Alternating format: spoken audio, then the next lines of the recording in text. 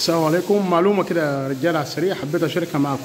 لو الكمبرسور بتاعك بيضعف بعد فتره، تمام، خصوصا لو احنا شغالين بيه كنجاشين زي ما انت شايف ده الفلتر، فالكمبرسور بتنفس معاك من نفس البويه اللي انت بترشها.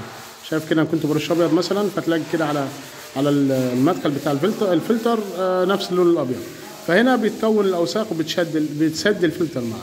فانت مؤقتا كده عايز تشغل الدنيا، مؤقتا بس هتشيل الاتربه اللي سد الفلتر دي لغايه لما تفك الفلتر. شايف كده طبعا هو الفلتر عايز يتفك ويتنضف، ولكن ده حل مؤقت كده علشان تمشي لغايه لما تفك الفلتر وتغيره. الفلتر يا جماعه هو تلاقي حته السفنجه كده من جوه هي اللي بتعمل عمليه ترشيح يعني وفلتره للحياه اللي داخله جوه البستم بتاع الكمبرسور.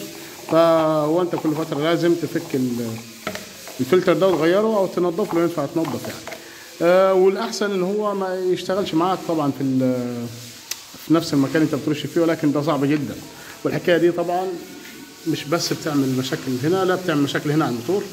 الاماكن دي يا جماعه معموله اصلا للتهويه. يعني شوف هنا في مروحه، تمام، المروحه برضو بتسحب معاك من نفس البويه. انا بقول لكم الكلام ده وانا عارف ان احنا كنجاشين صعب ان احنا نفك الكمبرسور في مكان بعيد عن المكان اللي احنا بنرش فيه. فالمروحه دي برضو المفروض انها بتسحب هواء كده من بره، وفتحات التهويه دي، تمام، الاماكن دي بتهوي منها الموتور الكهرباء.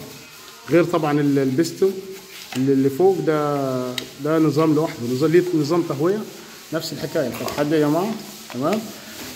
في سير هنا، شايف الشفرات دي برضو شغاله في نفس الوقت مروحه عشان تهوي البستن او الاثنين بستن بتوعها.